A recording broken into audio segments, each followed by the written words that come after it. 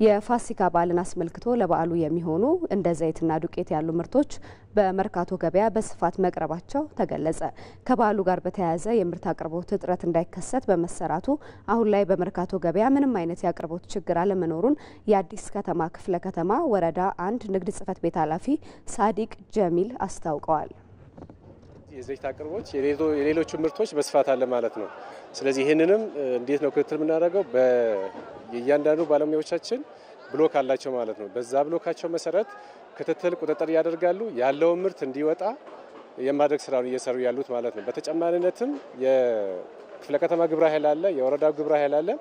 በዓልን ምክንያት አድርጎ አላስፈላጊ ወይም ደግሞ ምክንያታዊ ያልሆነ የዋጋ ጭማሪ እንዳይኖርም ጭምር ክትትል ቁጥጥር የማድረግ ስራ እየተሰራ ነው ያለው። ዋጋን በተመለከተ በምርቶች ላይ የተጋነነ ጭማሪ እንዳይኖር ጥብቅ ቁጥጥር እየተደረገ መሆኑንም ኃላፊው ገልጸዋል። ለአብነት 5 ሊትር ዘይት በጅምላ አከፋፋዮች በ1440 ብር ጀምሮ እየተሸጠ እንደሚገኝም ተገልጿል። በካርቶን እስከ 40 ብር ቅናሽ ያሳየበት አግባብ ነው ያለው ማለት ነው። ስለዚህ ከ1440 ጀምሮ የዘይት ዋጋ አለ ማለት ነው። በተለይ አንድ ፍሬ ዋጋ ወይም ደግሞ የዘይት 5 ሊትር ዋጋ ከ1440 ጀምሮ አለ ማለት ነው። በማከፋፈያ በተለይ አሁን እንደኛ ወረዳ በዛ ልክ አለ ማለት ነው። ዱቄት ከ85 ብር ጀምሮ አለ ማለት ነው። ስለዚህ የዘይት አቅርቦትም የዱቄት አቅርቦትም በስፋት ነው ያለው ማለት ነው። ስለዚህ ከከተማም ጀምሮ ከከተማ ንግድ ቢሮ የክፍለ ከተማ ንግድ ቢሮም ጨምሮ እስከ ወረዳ ድረስ በተቀናጀ በተደራጀ መልኩ እየተሰራም ስለሆነ የምርት አቅርቦት እጥረት የለም ማለት ነው። በአዲስ አበባ ሸጎሌ አካባቢ የሚገኘው የቀንድ ከብት የግብይት ማዕከል ለመጪው የፋሲካ በዓል የሚሆኑ የእርድ ከብቶች በግና ፍየል በብዛት እየገቡ መሆኑ ተገለጸ። በስፍራው በመጪዎቹ ቀናት ደማቅ የበዓል ግብይት እንደሚካሄድ ይጠበቃል።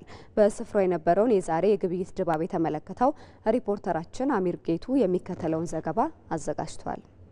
በክርስትና እምነት ተከታዮች ዘንድ የሚከበረውን የፋሲካ በዓልን በተመለከተ እንግዲህ ያለው የቁም እንስሳት ግብይት ምን ይመስላል የሚለውን ቅኝት ልናደርግ በዚህ በሸጎሌ የቁም እንስሳት ግብይት ስፍራ ላይ ተገኝተናል። እዚህ አካባቢ እንግዲህ በስፋት ለበዓሉ የሚያገለግሉ የተለያዩ የከብት የፍየልና የበግ አቅርቦት በስፋት ለግብይት ቀርበዋል። እንደሚታወቀው የፋሲካ በዓል የእርድ በዓል ከመሆኑ ጋር ተያይዞም እዚህ አካባቢ ያለው አቅርቦት ምን ይመስላል? ዋጋውስ እንዴት ያለ ነው? በተለይ ከአምናው የፋሲካ በዓልና ካለፈው የገና በዓል ጋር ሲነጻጸር ዋጋው ምን ያህል ልዩነት አለው የሚለውን ነጋዴዎችን አነጋግረን መረጃ አግኝተናል። አንድ ከብት እዚህ አካባቢ ከፍተኛ የመሸጫ ዋጋው ከ150 ሺህ በላይ ስለመሆኑ መረጃ አግኝተናል። መካከለኛ ዋጋው ደግሞ ከ75 እስከ 80 ሺህ እዚህ አካባቢ ላይ እየተሸጠ ይገኛል። ዝቅተኛ የመሸጫ ዋጋው ደግሞ እስከ 50 ሺህ ብር ስለመሆኑ እዚህ ነጋዴዎችን አነጋግረን እንግዲህ መረጃ አግኝተናል። ከዚህ የግብይት ቦታ ወጣ ብለን ደግሞ የፍየልና የበግ ግብይቱም እንዴት ያለ ነው የሚለውን እንግዲህ መረጃ አግኝተናል። በዚህ የግብይት ቦታ ላይ አንድ በግ ዝቅተኛ የመሸጫ ዋጋው ከ5000 ጀምሮ እንግዲህ ዝቅተኛ የመሸጫ ዋጋው መሆኑን ከነጋዴዎች መረጃ አግኝተናል። መካከለኛ ዋጋው ደግሞ ከ8000 እስከ 10000 ብር እየተሸጠ ይገኛል። እዚህ የግብይት ቦታ ላይ እንግዲህ ክፍት የሆነ የሽያጭ ልውውጥ ስርዓት ነው ያለው። ገዢው እና ነጋዴው በድርድር ሽያጫቸውን የሚያከናውኑበት ሁኔታም ስለመኖሩ ተመልክተናል። እንግዲህ በሌላ በኩል የፍየልን ዋጋ ስንመለከት ፍየል መካከለኛ የመሸጫ ዋጋው ደግሞ ከ20 እስከ 25 ሺህ ብር ነው። ዝቅተኛው ደግሞ ጠቦት የምትባለው ፍየል 7000 8000 እየተሸጠ ይገኛል። እዚህ አካባቢ ላይ ዛሬ ከበዓሉ 2 ቀን ቀደም ብለን ያለ ነው። ነገና ከነገ በስቲያ ነው እንግዲህ ግብይቱ በደንብ በድምቀት የሚካሄደው። በአጠቃላይ በእኔ በኩል ያለው መረጃ ይህን ይመስላል። አመሰግናለሁ። የኢትዮጵያ ንግድ ባንክ በሜሪጆ ኢትዮጵያ የበጎ አድራጎት ማዕከል ውስጥ ድጋፍ ለሚደረግላቸው ወገኖች ማዕድ አጋራ። ባንኩ በዛሬው ዕለት ከሜሪጆ በተጨማሪም በሁሉም ክልሎች በሚገኙ የባንኩ ዲስትሪክቶች ተመሳሳይ የማዕድ ማጋራት ፕሮግራም ማድረጉን የባንኩ ከስተመር ኤክስፒሪየንስ ምክትል ፕሬዚደንት የሆኑት ኃይለ ኢየሱስ በቀለ ተናግረዋል። ባንኩ በመላው ሀገሪቱ መጪውን የትንሳኤ በዓል ምክንያት በማድረግ 3300 ለሚሆኑ ድጋፍ ለሚሹ ወገኖች ድጋፍ አድርጓል።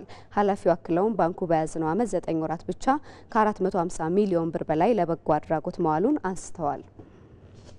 በዚህ በያዝነው ዓመት ብቻ ባሳለፍነው 9 ወራት ማለት ይቻላል በተለያዩ የበጎ አድራጎት ስራዎች ላይ ከ450 ሚሊዮን በላይ እንዲሁ ተሳትፎ እያደረገ እንደነበረ መጥቀስ ይቻላል።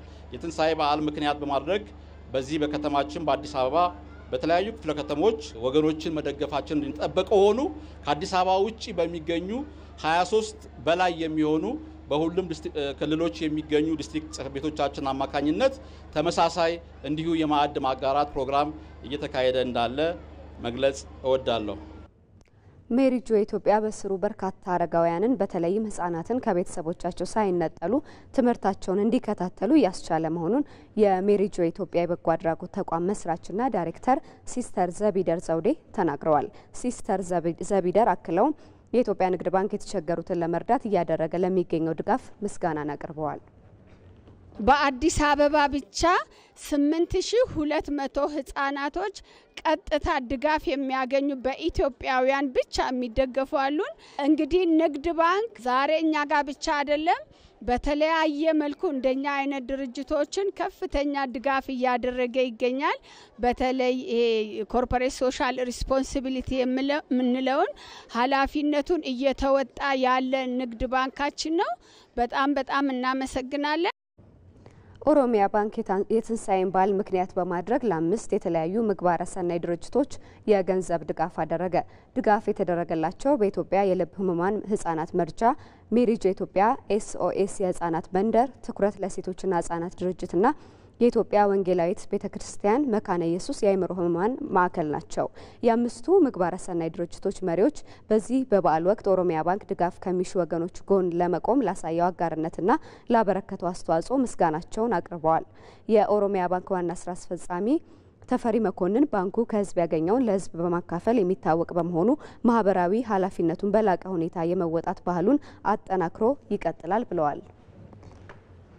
ከምናደርገው የማህበራዊ ግዴታ የመወጣት ስራ ጎን ለጎን እንደዚሁ በዓላቶችንና ሌሎች ኩነቶችን ታሳቢ እያደረግን ማገዛችንን እንቀጥላለን። ከሁሉ በላይ ደግሞ ህይወት የሚቀይሩ ድጋፎችን በማድረግም ይታወቃል ባንካችን። እሱንም በቀጣይነት ሁሌም ከህዝባችን ጎን ሆነን ምንችለውን ያክል ለማገዝ ሁሌም ዝግጁ ነን ለማለት ነው። እጅግ አድርገን እናመሰግናለን። ወደ ውጭ ምንዛሬና ዓለም አቀፍ ገበያ መረጃ ስናልፍ ደግሞ ዛሬ በኢትዮጵያ ንግድ ባንክ አንድ የአሜሪካን ዶላር በ124 ብር እየተገዛ በ126 ከ48 ሳንቲም እየተሸጠ ነው። ኦሮሚያ ባንክ ደግሞ አንዱን የአሜሪካን ዶላር በ129 ብር ከ53 ሳንቲም እየገዛ በ132 ብር ከ12 ሳንቲም እየሸጠ ነው። እነዚህንና ሌሎች ዓለም አቀፍ የድፍድፍ ነዳጅና ተያያዥ የግብይት መረጃዎችን አብረን እንከታተል።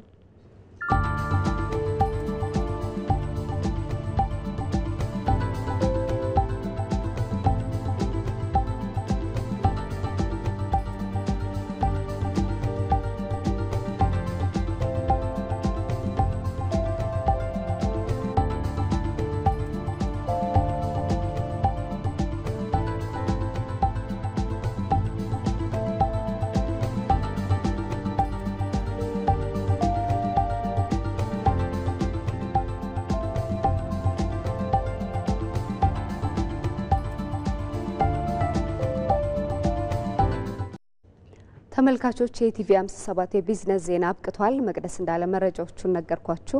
መልካም ምሽት ይሁን።